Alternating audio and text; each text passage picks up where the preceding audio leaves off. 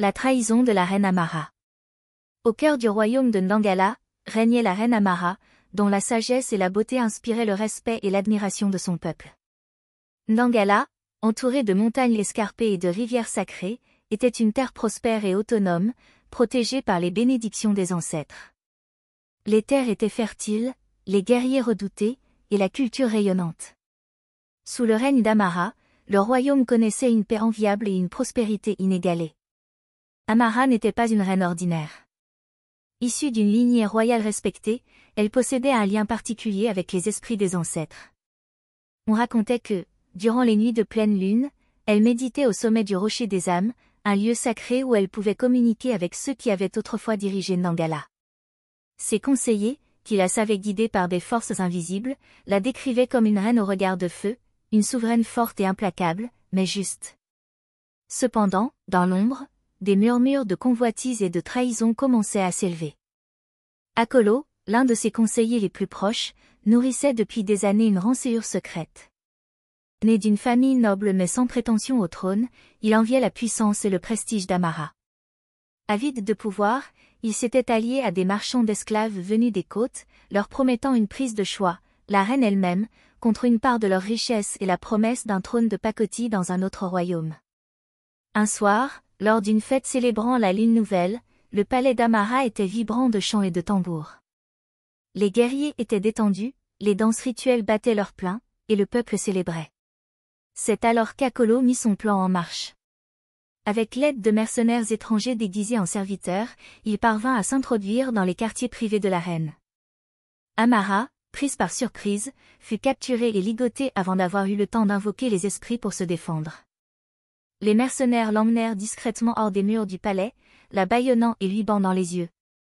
Ses poignets, enchaînés avec un métal ensorcelé, lui brûlaient la peau et neutralisaient ses pouvoirs. Amara, autrefois entourée de son peuple et respectée comme une déesse vivante, se retrouva brusquement humiliée et réduite au silence. La traversée vers la côte fut un calvaire. Ses geôliers ne lui laissaient ni eau ni nourriture, essayant de briser son esprit aussi bien que son corps. Pourtant, même dans la pénombre de la nuit, Amara sentait la présence des esprits autour d'elle, comme une vague d'énergie qui ne demandait qu'à être libérée. Bien qu'enchaînée, elle sentait la colère de ses ancêtres s'agiter en elle, prête à éclater comme un orage. En atteignant le port, elle fut jetée dans la cale d'un navire avec d'autres captifs. Là, sous la lueur blafarde d'une petite lanterne, elle découvrit le sort de son peuple, condamné à une vie d'esclavage. Mais au lieu de céder au désespoir, elle se rappela sa lignée et la promesse qu'elle s'était faite de protéger son peuple. La souffrance n'était qu'une étape, elle le savait, et ses liens avec les esprits la réconfortaient dans cette sombre épreuve. Alors que le navire quittait la côte, Amara, isolée dans la cale, ressentit une force qu'elle n'avait jamais connue auparavant. Fermant les yeux, elle entama un chant. C'était un chant ancien, interdit, une mélodie que seuls les esprits pouvaient comprendre. Sa voix, douce et basse au début, devint un murmure sinistre qui résonnait comme un écho d'un autre monde. Les autres captifs, curieux et intimidés, l'écoutaient sans oser parler. Les gardiens, quant à eux, commencèrent à frissonner sans comprendre la source de leur malaise. C'était comme si une force invisible enveloppait le navire, une énergie qui donnait vie aux ténèbres et plongeait chacun dans un état de terreur sans nom. Amara chantait sans relâche, la rage et l'espoir fusionnant en un appel aux ancêtres, invoquant leur puissance pour la venger et la libérer, elle et son peuple. Ce chant deviendrait bientôt le début d'une vengeance redoutable. Le navire fendait les vagues, avançant loin des côtes africaines, emportant Amara et des dizaines d'autres captifs vers une terre inconnue. Mais, chaque nuit, alors que les autres captifs s'endormaient épuisés, Amara restait éveillée, chantant d'une voix basse, emplie de douleur et de puissance. Peu à peu, les captifs commencèrent à percevoir dans ce chant une force mystique et mystérieuse qui s'infiltrait jusque dans leurs rêves, allumant une lueur d'espoir dans leur cœur fatigué. Ce chant résonnait dans les moindres recoins du navire, glissant à travers les planches de bois, se faufilant jusqu'à la cabine des gardiens. Les hommes de l'équipage, pourtant endurcis, commencèrent à ressentir un étrange malaise. D'abord, ce ne furent que des frissons dans la nuit, des ombres qui semblaient les suivre à chaque recoin du navire. Puis, les premières nuits, ils se mirent à avoir des cauchemars. Ils rêvaient de silhouettes flottantes au visage impassible, vêtues des ornements royaux d'anciens guerriers africains. Ces figures, vêtus de peaux de bêtes et de masques sculptés, les fixaient silencieusement, mais leur présence seule suffisait à glacer le sang des marins. La mélodie d'Amara devenait chaque soir plus intense, comme un souffle mystérieux qui semblait se synchroniser avec les vagues. Dans l'obscurité de la cale, ses yeux brillaient d'une lueur étrange, et elle semblait perdre peu à peu la notion du temps, entièrement habitée par les voix des ancêtres. Ses chaînes continuaient de brûler ses poignets, mais Amara ignorait la douleur, car elle sentait la force des esprits s'éveiller à travers elle. Les gardiens tentèrent de la faire taire, mais chaque fois qu'ils s'approchaient de la reine pour la menacer, une force invisible les repoussait, comme un souffle glacial. Certains parlaient même d'un vent étrange qui soufflait dans la cale, bien que le navire soit en pleine mer, sans la moindre brise. Amara les fixait de son regard perçant, et les hommes, terrifiés, n'osaient plus croiser ses yeux. Les marins, superstitieux, commencèrent à murmurer entre eux, se demandant si le navire n'était pas maudit. Un soir, alors que la tempête grondait au loin, le capitaine décida d'interroger Akolo, l'homme qui avait vendu Amara. Akolo, sûr de son contrôle sur la situation, éclata de rire, rejetant leurs inquiétudes comme des fantaisies et assurant qu'Amara n'était qu'une femme enchaînée, sans aucun pouvoir. Mais alors qu'il parlait, une secousse fit trembler tout le navire. Les vagues devinrent soudainement plus hautes, et un brouillard épais, venu de nulle part, engloutit le bateau, coupant toute visibilité. Le vent tourbillonnait, emportant avec lui le chant mystique d'Amara. Les autres captifs se réveillèrent dans un état d'exaltation. Poussés par le chant, ils commencèrent eux aussi à murmurer des prières aux esprits. L'énergie mystique d'Amara s'intensifiait, amplifiée par la foi et la peur de ses compagnons d'infortune. Puis vinrent les éclairs, déchirant le ciel sombre et illuminant des silhouettes fantomatiques qui semblaient se matérialiser dans la brume.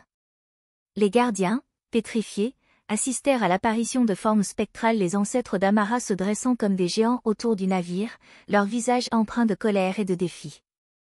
Certains marins crièrent et tentèrent de se jeter par-dessus bord, mais des vagues soudaines les repoussèrent. Le capitaine, terrifié, ordonna à ses hommes de contrôler les esclaves, mais c'était trop tard. La peur s'était emparée de l'équipage, et les esprits invoqués par Amara prirent de plus en plus de pouvoir, comme des ombres dévorant la lumière du navire.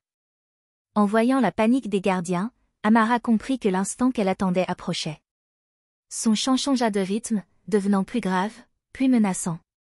Chaque note était comme un coup de tonnerre résonnant dans les profondeurs de la mer. Soudain, ses chaînes se mirent à vibrer et, dans une explosion d'énergie, elles se brisèrent, libérant enfin la reine.